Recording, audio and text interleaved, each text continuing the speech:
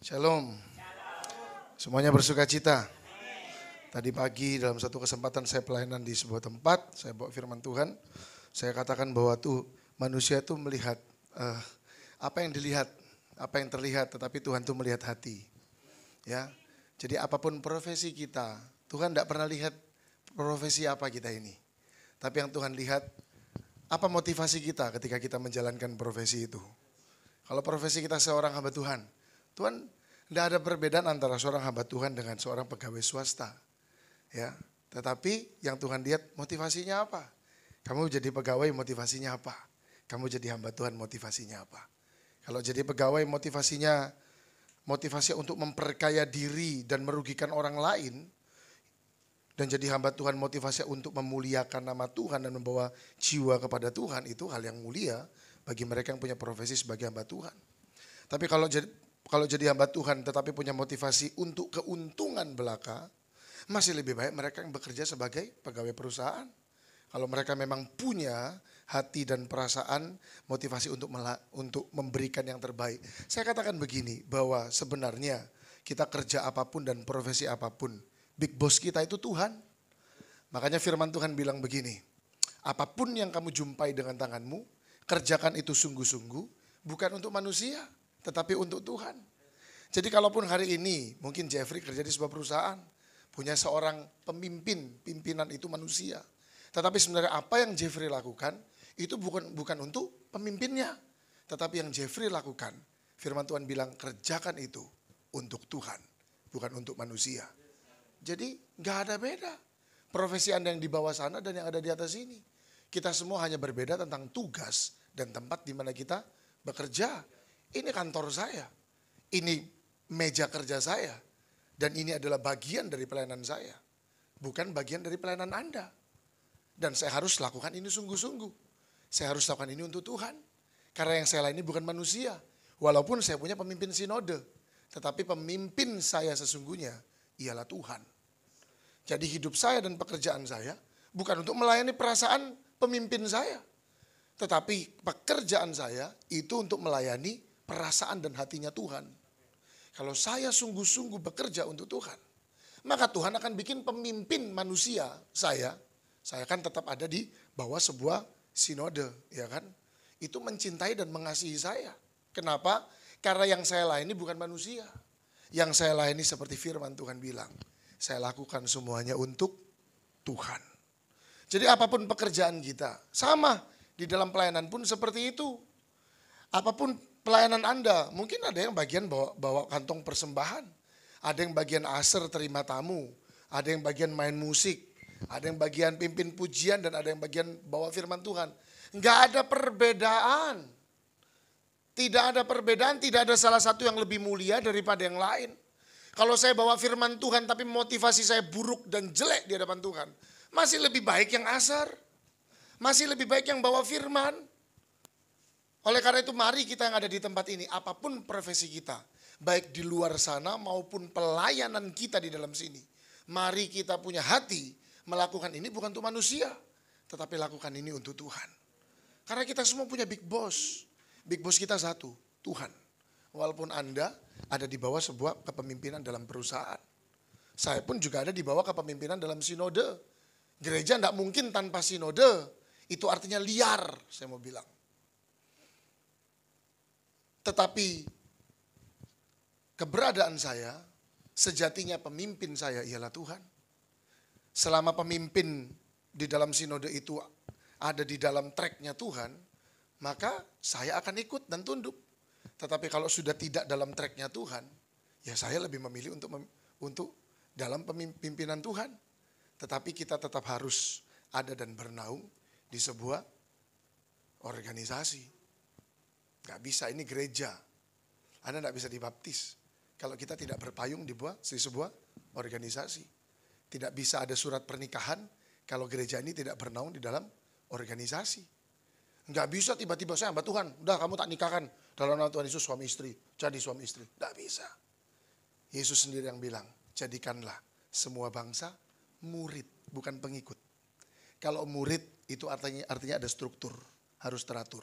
Roh Kudus itu sifatnya teratur. Kalau enggak teratur bukan Roh Kudus. Oke? Roh Kudus itu sifatnya teratur. Kalau tidak teratur, bukan Roh Kudus. Kalau orang Pantai Kosta Lama, itu ketika kepenuhan Roh Kudus.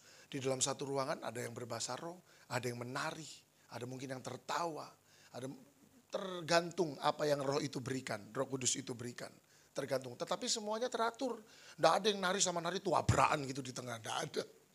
Tuabraan sama tabrakan, puak lah, itu namanya bukan Roh Kudus. Sudah ada kedagingan di dalamnya.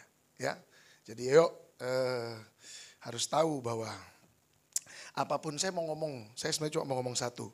Apapun yang menjadi tugas kita, bahkan pelayanan kita, lakukan itu untuk melayani Raja. Saya melayani di sebuah tempat, sebelum saya mulai, saya bilang begini. Oh, sebelum ibadah itu dimulai, tahu-tahu yang punya persekutuan doa datang sama saya. Dia bilang, Pak Pendeta, kenapa? Kita mulai ya. Saya bilang, silakan. Lalu dia bilang, kita akan melayani Raja. Bukan malah pada cerita itu. Waktu saya dengar itu, ngerinding saya. Iya ya, Raja. Tapi seringkali kita manusia. Waktu kita melayani, yang kita lihat manusianya.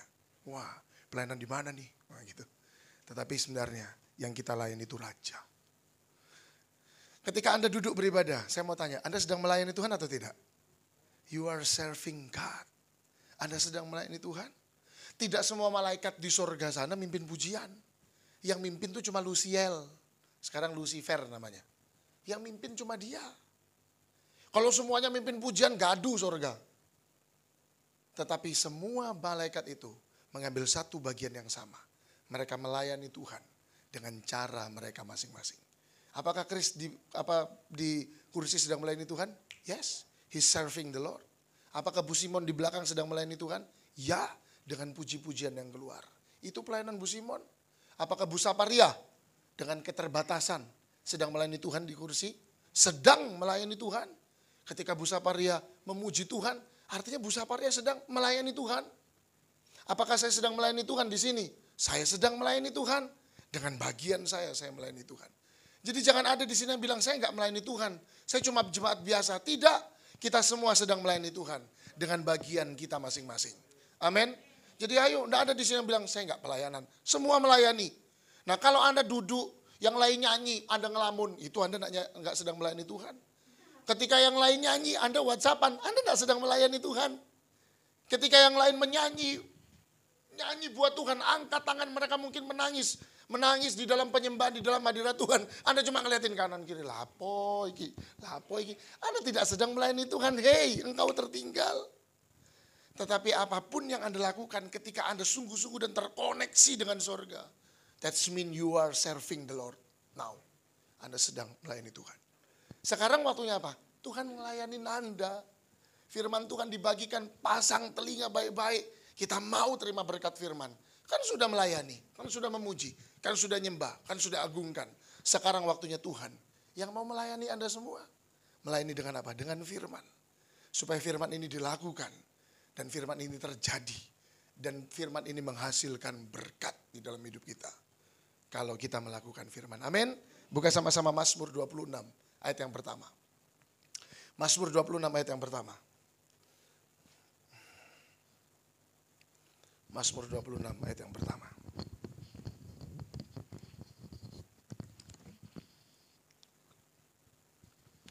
Ya, baca sama-sama. 1, 2, 3.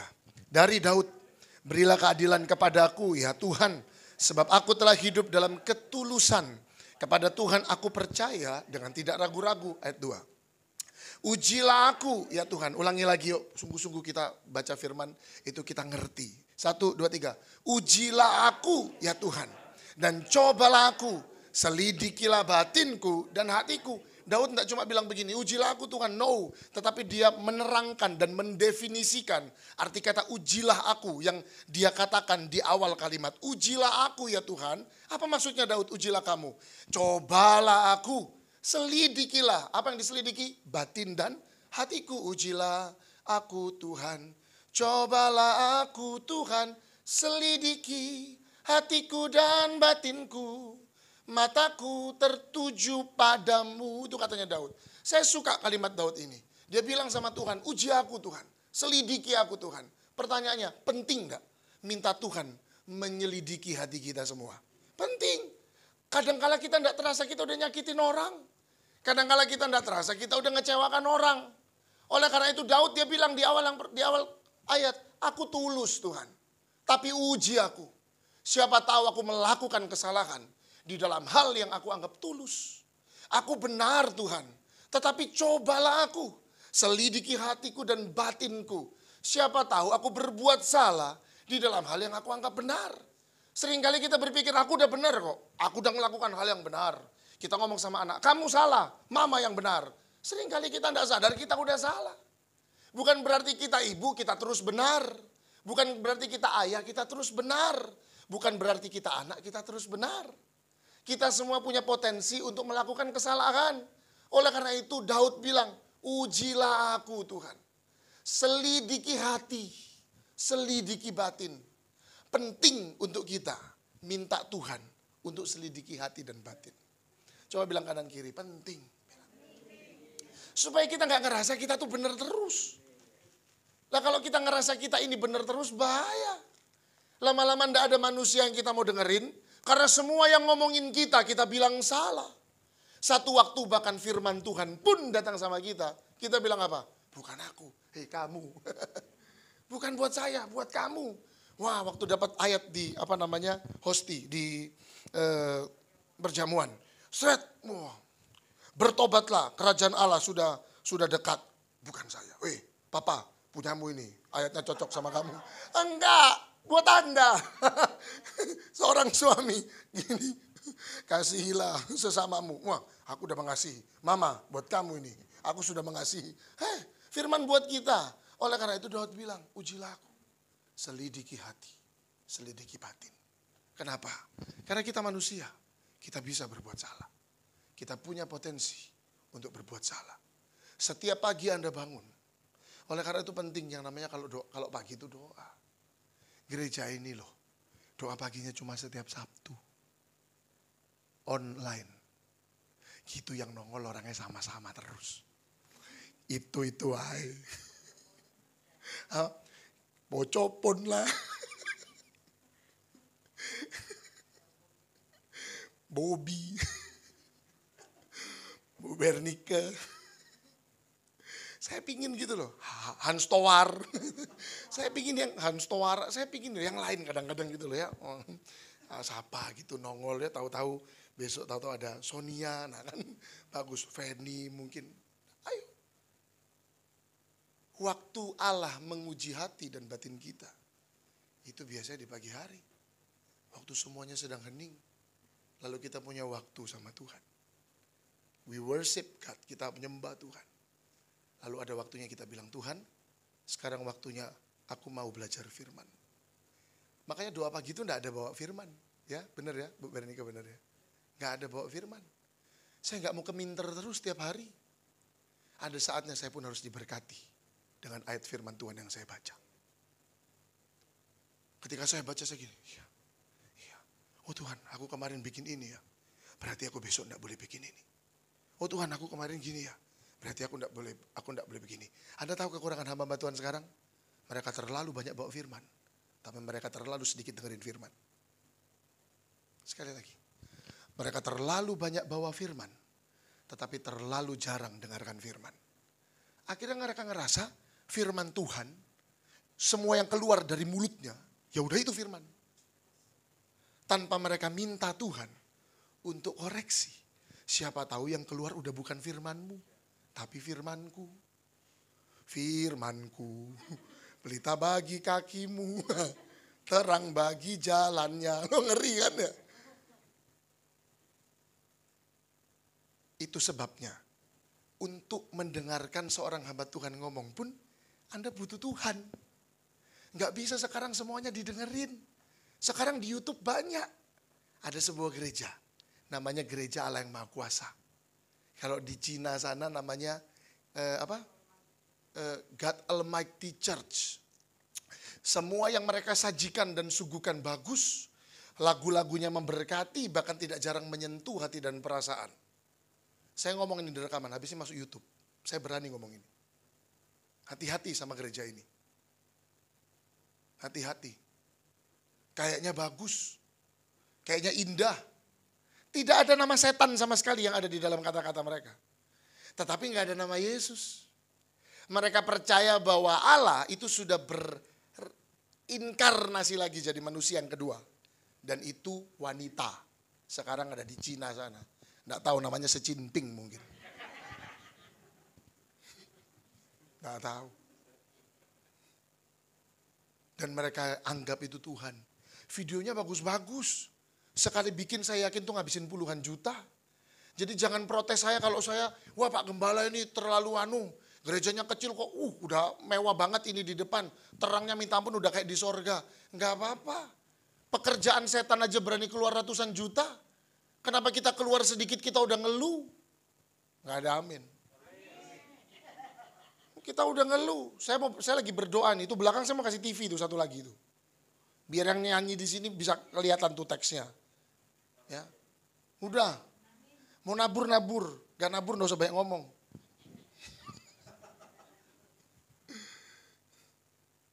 Ngerti gak maksud saya? Ini gereja, keren. Pemimpin gereja Almighty saya mau bilang. Bertobat kamu sekarang. Dia suruh semua orang untuk percaya sama pahamnya dia. Bahwa yang namanya Tuhan, wanita ini sudah ada di Cina. Sorry ya, gila. Sorry, bukan Jeffrey ya, ini loh kamera loh, gila. Bertobat. Hati-hati. Makanya penting untuk kita waktu kita pilih siapa yang mau kita dengerin. Tanya sama Tuhan, bener gak ini hamba Tuhan? Ya Tuhan. Bener gak ini hambamu Tuhan? Jangan-jangan hamba lu. Kan sekarang banyak Anda mau dengerin firman Tuhan tinggal cetek YouTube loh. Siapa aja Anda cari di situ ada. Bahkan Hans Toara juga ada di dalam. Anda ketik namanya mungkin ada. Tapi mungkin di TikTok. Gitu loh. Iya kan? Mungkin di TikTok. Saya ada. Tapi saya aja Tuhan jarang bawa firman di YouTube serius. YouTube saya. Karena tidak mudah loh bawa firman Tuhan terus didengarkan oleh orang. Saya tiap kali mau bawa firman Tuhan minta Tuhan pimpin saya. Saya ngomong salah, semua yang dengar dan amin-aminkan sesat semua. Nanti waktu saya dipanggil Tuhan, saya masuk neraka Tuhan. Saya bilang, Tuhan ini siapa yang di belakang? Tuhan bilang, semua pengikutmu yang kamu sesatkan sama mulutmu. Makanya saya pun ketika saya mau bawa firman Tuhan, saya tahu tanggung jawab saya sama Tuhan. Jadi ayo, dalam setiap kehidupan kita perlu pimpinan Tuhan. Makanya Daud bilang, selidiki hatiku dan batin. Nah yang Tuhan selidiki itu ada 4. Tuhan itu selidiki 4 hal di dalam hidup kita. Yang pertama coba ayat yang ketiga. Cepat aja nih firman. Ayat yang ketiga. Sebab mataku apa? Tertuju pada kasih setiamu. Dan aku hidup dalam kebenaranmu. Hal yang pertama yang Tuhan selidiki apa yang Anda lihat. Sebab mataku tertuju. Tuhan mau mata kita cuma tertuju sama kasih setia Tuhan. Mata kita cuma tertuju sama firman Tuhan. Mata kita cuma tertuju sama hal-hal yang berbau rohani. Kalaupun Anda lihat ke Facebook, lihatlah yang rohani. Saya suka Bu Simon. Kalau pasang status good morning selalu ada bunga. Ada pot, saya suka. Bagus itu.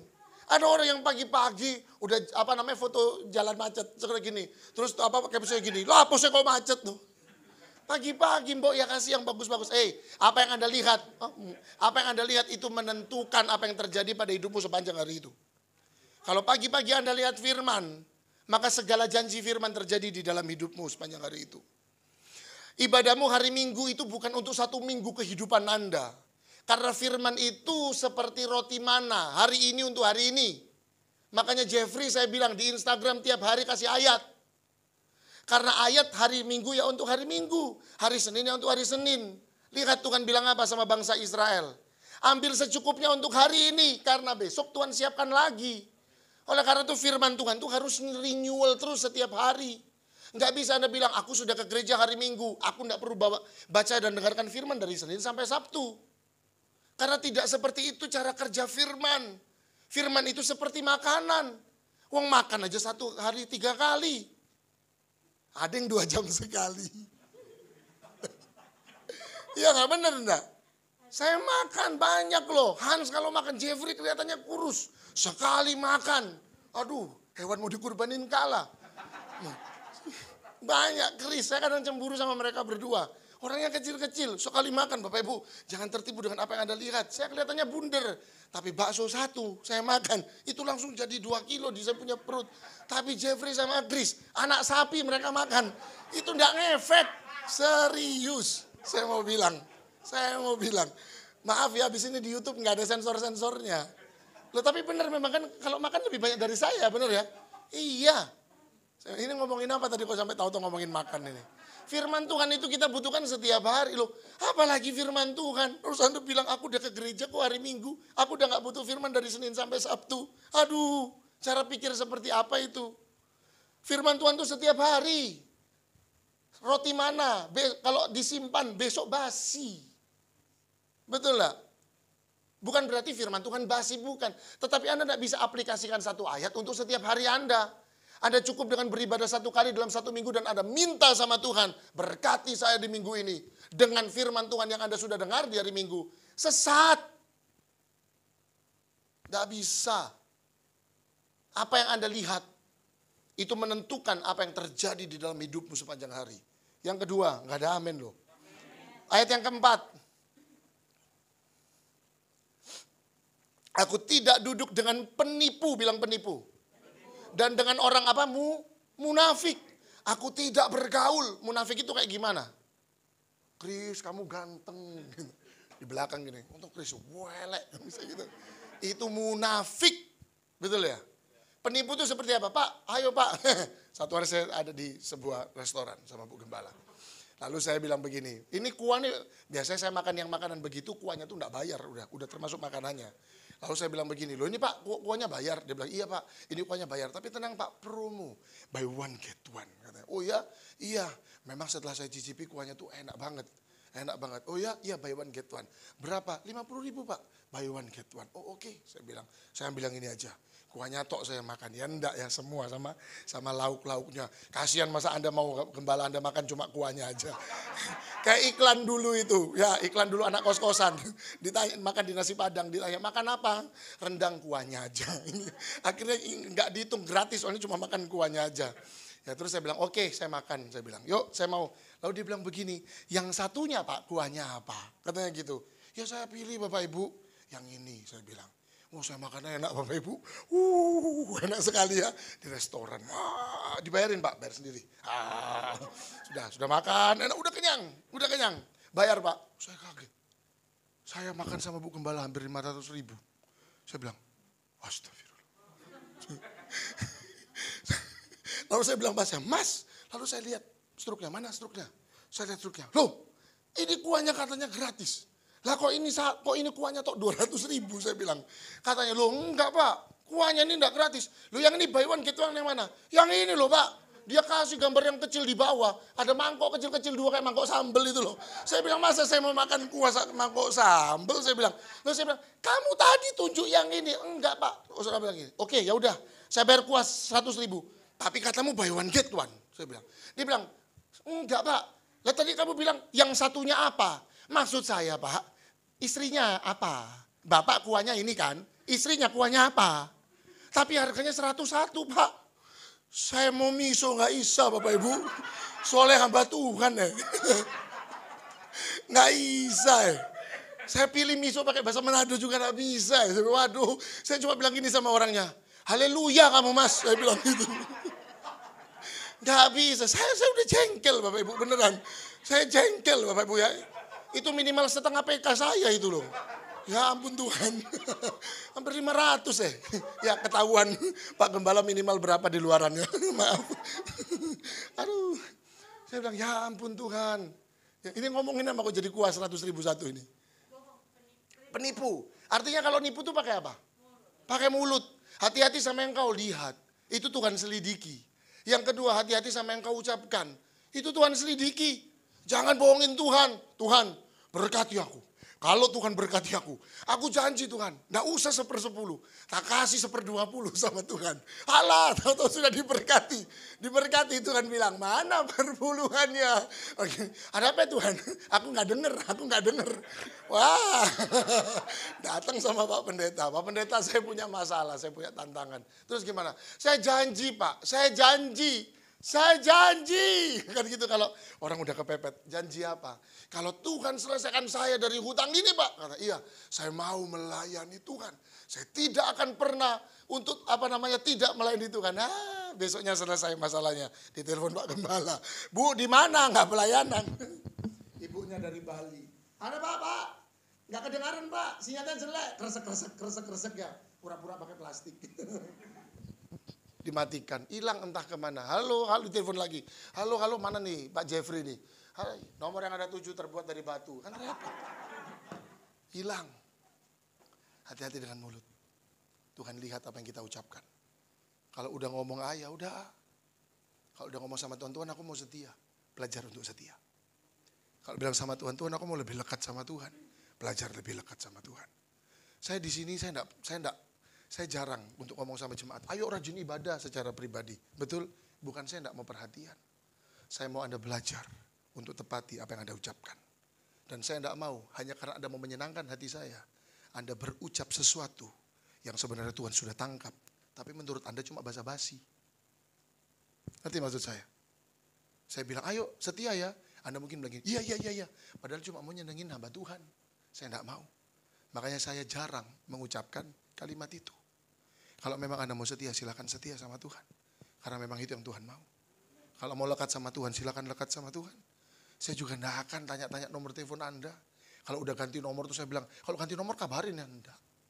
Kalau Anda memang mau sungguh-sungguh setia sama Tuhan, setialah sama Tuhan. Datang ibadah setia sama Tuhan. Loh Bapak tidak perlu nomor telepon, gereja yang perlu nomor telepon Anda. Silakan kasih. Tapi gereja tidak akan kejar-kejar. Bu Simon mana nomornya? Bu Simon mana nomornya? Nggak akan. Kalau memang mau kasih, silakan kasih. Saya perlu dijemput Pak, kami jemput. Asal rumah Anda nggak di Australia, kami jemput. Selama masih di Surabaya dan sekitarnya, kami jemput. Tapi kalau udah jauh dikit, ada ongkos kirim. Yang ketiga, ayat yang kelima, udah selesai lah ya. Yuk, ayat yang kelima. Aku benci kepada perkumpulan orang yang jahat. Terusin. 1, 2, 3.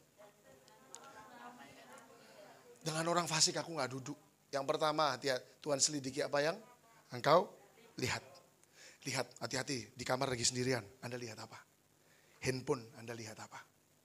Istri lagi tidak ada, Anda lihat apa? Suami lagi gak ada, Anda lihat apa? Saya belum punya istri Pak, tetap ini untuk Anda lihat apa? Hal-hal yang memberkati kah? Atau hal-hal yang nyakitin hati Tuhan. Saya tidak perlu jabarkan itu apa. Ada orang bilang gini, halal laki-laki Pak, wis biasa nyimpan sing ngono-ngono. Nggak ada yang biasa di rumah Tuhan. Kalau Anda bilang Anda dekat dan lekat sama Tuhan, nggak ada yang ngono-ngono di handphone Anda. Semuanya harus yang ngene-ngene. Nggak ada yang ngono-ngono, yang ngene-ngene. Ketika orang lihat, ono apa handphonemu? Oh, keren. Opo, keren. Waktu dilihat gini, ternyata Anda lagi ngeliatin gambar bunga, tulisannya selamat pagi Tuhan Yesus memberkati. Kan bagus. Betul enggak? Oke? Selesailah firman Tuhan ya. Enak kan firman Tuhan kayak gini? Apa yang ketiga tadi, ayat yang kelima? Aku benci kepada perkumpulan orang yang berbuat apa yang Anda lakukan. Hati-hati sama yang kita lakukan. Hati-hati yang kita lihat, yang kita ucapkan dan yang kita lakukan. Saya tidak perlu jabarin, enggak lah, cuma mau ngisi-ngisi waktu, enggak. Anda sendiri yang tahu apa yang boleh dan apa yang tidak boleh Anda lakukan. Lupa saya tidak tahu apa yang boleh dan apa yang tidak boleh saya lakukan. Dengar firman, kaya firman, supaya Anda tahu manakah kehendak Allah. Katanya firman Tuhan bilang, apa yang baik, apa yang sempurna, dan apa yang berkenan. Betul? Nggak perlulah diajarin, emang Pak Pendeta guru les. Nggak boleh gini ya Budi, ini Ibu Budi. Enggak, ayo lakukan. Lakukan firman. Caranya mau tahu yang benar salah gimana Pak? Dekat sama firman, lekat sama firman. Kalau setiap hari bacanya firman Tuhan, Anda akan tahu mana yang Anda bisa lakukan dan Anda yang tidak bisa lakukan. Nggak usah kebanyakan tanya sama hamba Tuhan. Jemaat Senjaki mah dewasa. Nggak usah dikit-dikit tanya. Amin. Gak usah sedikit-sedikit tanya Pak, saya mau gini Pak, saya mau gini Pak. Ada orang tanya gini Pak, 5 toilet di depan saya masuk yang mana? Saya bilang karep Bu, saya bilang. Masuk nang toilet nang jeding nanya-nanya. Alah, apa sih? Ayo. Loh emang Tuhan enggak boleh ditanya yang begitu? Enggak apa-apa. Tapi kan masa sih yang kayak sepele-sepele kamu mau tanya sama Tuhan? Tuhan aku makan ayam goreng apa bebek goreng. Tuhan bilang karepmu. Kalau wes tawa semurat yo bebek ojo dimakan kata Tuhan. Enggak bisa Anda angkat bebek dalam nama Tuhan Yesus. Asam urat hilang dan pergi. Enggak bisa. Makanan Bapak Ibu masuk mitra. Nggak bisa. Aneh-aneh nih orang-orang. Ada yang bilang gini, darah tinggi tidak boleh makan kambing. Darah Yesus yang menyucikan. Gundulmu darah Yesus yang menyucikan. Udah jelas makan kambing. Berapa banyak hamba Tuhan itu? Kalau lagi rapat-rapat, makannya kambing. Pulang kumpul-kumpul sama teman-teman sama-sama hamba Tuhan, berhenti di jus durian. Sudah, habis itu pulangnya udah gak ke tempat meeting, langsung Kak Diasa, sentong baru. Langsung enak, bles gitu. Ya sudah usah tanya Tuhan mau makan ayam apa bebek. Ya sudah, kalau Anda tahu Anda punya asam urat, enggak usah sekali-sekali makan bebek.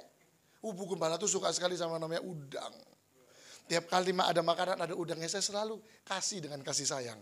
Saya kasih. Satu hari pulang-pulang gini, kok sakit ya? Saya bilang kenapa? Sakit. Saya bilang gini, udah harus hati-hati makannya. Mungkin asam urat, gak bisa makan udang. Sekarang saya seneng. Karena tiap kali makan saya sudah gak bagi udangnya lagi sama istri saya. Saya bisa makan. Hati-hati dengan apa yang kita lakukan.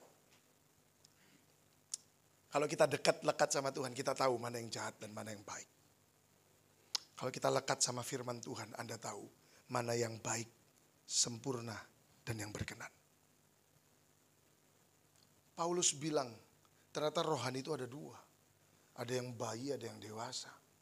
Kalau yang bayi dikit-dikit harus diomongin.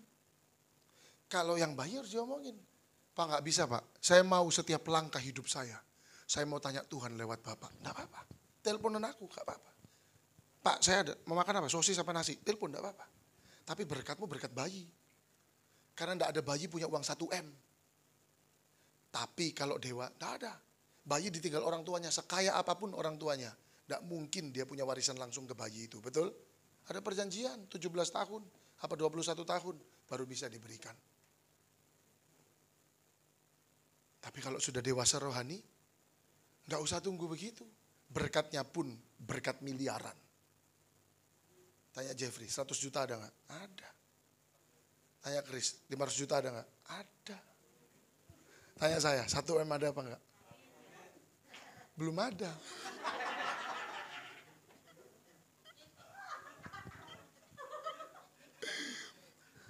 Tapi berkat dewasa itu beda sama berkat bayi. Orang kalau dewasa itu dia bisa nimbang. Makanya Salomo itu minta kebijaksanaan. Yang artinya kebijaksanaan itu adalah lambang dari dewasa. Orang yang tua belum tentu dewasa. Tetapi mereka yang dewasa pasti bijaksana. Kenapa? Kamu kok suka sama Jeffrey? Dia tuh bijaksana. Wah gitu toh. Siapa di sini? Ya ini lagi jomblo kan ya. Siapa? Tuh. Kenapa kok suka sama Chris? Kenapa? Yang ngono. Dia tuh bijaksana. Itu artinya dia dewasa. Ayo ibu-ibu, wanita-wanita. Kalau dengan partner, suami kah, partner dalam tempat kerja dan sebagainya. Kalau orang itu dewasa, Anda senang enggak? Senang. Mikirnya dewasa. Ada orang nyalip, enggak langsung gitu. Dia mikir dulu. Dia tenang dulu. Walaupun sudah membara dan emosi, dia tenang dulu. Saya pun belajar itu sampai hari ini. Dia tenang dulu. Dia tenang dulu. Itu enak. Coba kalau sama orang emosional. Saya pernah sama papa saya waktu itu. Saya jalan. Belok kiri itu harusnya langsung. Itu di dekat air kaset. Saya naik mobil. Belok kiri itu harusnya langsung. Ini saya masih muda, SMA. Jadi masih darah muda. Masih itu ya. Saya nyetir. Papa saya di sebelah. Mama saya di belakang. Saya jalan. Harusnya kan belok kiri langsung. Tetapi karena di depan saya ada bapak, ibu, dan bayi. Dan mereka itu, saya tidak tahu waktu itu gimana, pokoknya mereka berhenti. Sudah tak bel 1-2 kali mereka tetap berhenti. Ya saya pikir sudahlah tidak apa-apa. Saya juga tidak rugi apa-apa. Tapi belakang saya ngamuk-ngamuk Bapak Ibu. Wanggung. Lalu akhirnya saya nongolin kepala. Saya bilang gini, ono baye. Saya bilang gitu. Ya. Dia tidak terima Bapak Ibu. Dia bilang minggir. Waduh, darah muda disuruh minggir. Saya minggir. Lalu dia datang ke mobil. Yang pertama di kacanya papa saya. Di kaca papa saya marah. Wah, papa saya marah gitu. Wah, waktu dia datang ke kaca papa saya marah, dia kaget. Habis sudah, oh dia datang ke kaca saya. Dia mau marah juga sama saya. Saya juga, wah saya gitu. Tak buka pintunya. Duh, dia tahu saya sama papa saya ngamuk. Langsung ditahan. Akhirnya gini, dia gitu.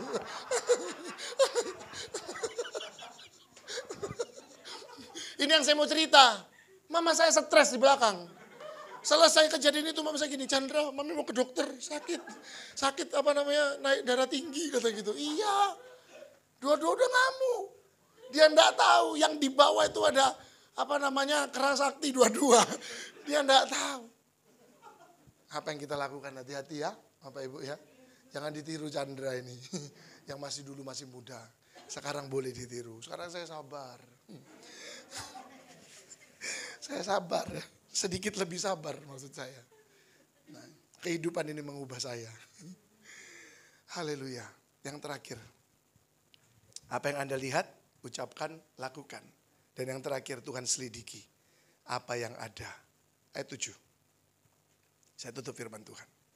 Sambil memperdengarkan apa? Nyanyian syukur. Kita tuh kalau dengar lagu, kalau lagunya itu sedih bisa nangis gak? Bisa. Hah? Kalau senang bisa nari gak? Benar gak? Kenapa? Karena kita pakai iya. Jadi waktu lagunya tuh sedih kita mikir, pasti inget yang sedih-sedih dulu. Benar gak? Kalau senang pasti inget yang senang-senang dulu. Saya tuh ada ajak seseorang kemarin jalan ke Bromo sana. Lagi duduk di kafe. Tahu-tahu ada lagu apa? Jadi lagu sekuler loh, saya enggak hafal. ST12. Jangan-jangan kau menolak cintaku itu loh. Sayang sampai Bu Gembala kan kami kan enggak ngefek sama lagu-lagu begitu. Saya makan aja apa. Tahu-tahu, jadi waktu itu masih baitnya. Pas refnya, orang ini langsung berdiri. Jangan-jangan kau menolak. Saya kira, gendeng kamu ya. Hans, maaf. Maaf saya ngomong nama, maaf. Kenapa dia bisa nari? Maaf saya ngomong nama, bukan dia. Kenapa Hans ini bisa nari? Maaf, bukan. Kenapa dia bisa nari? Karena waktu bait, dia tuh denger lagunya, pikirannya mikir. Wah happy nih, betul gak? Akhirnya karena sudah bergejolak, dia udah simpan. Waktu ref meletus, dia berdiri dia nari. Jangan. Saya ambil sendal. Jangan apa? Apa yang Anda pikirkan, Tuhan selidiki itu. Jadi waktu Daud bilang, ujilah aku Tuhan, cobalah aku, selidiki hatiku dan batinku. Yang artinya Daud minta sama Tuhan, selidiki apa yang dia lihat. Selidiki apa yang dia, lakukan. Selidiki apa yang dia ucapkan. Dan apa yang dia pikirkan.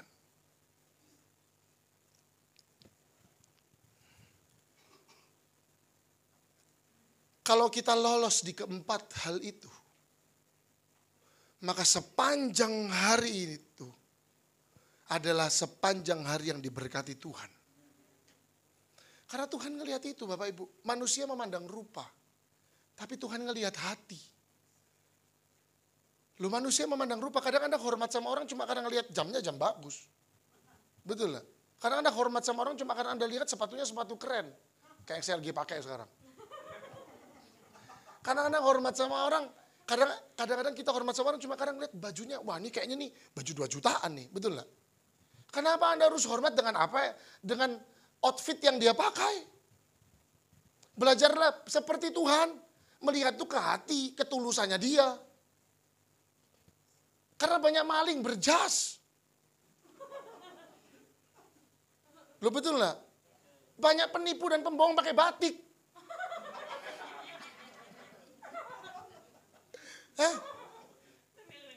Saksi Yehova pakai warna putih.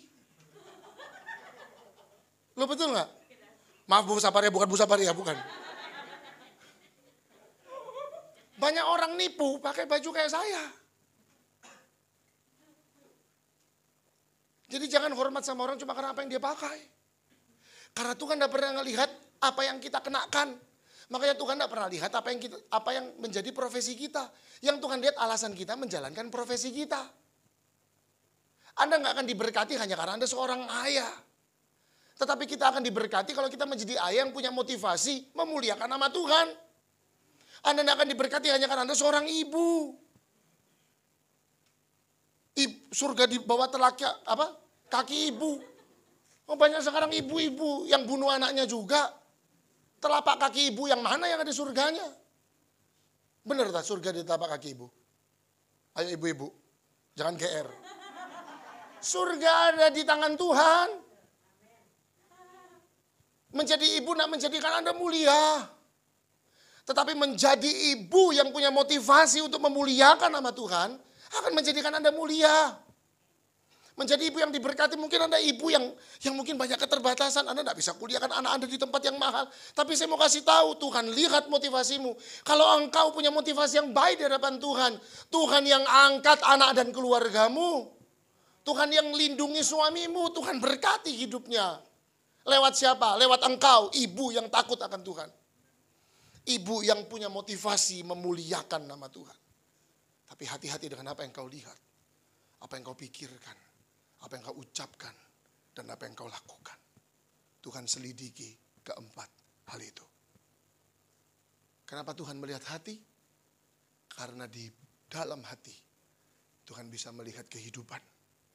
Jagalah hatimu dengan segala kewaspadaan. Amsal 23 ayat 4. Karena dari sanalah terpancar. Kalau dari sana bisa terpancar kehidupan, berarti dari tempat yang sama bisa terpancar kematian.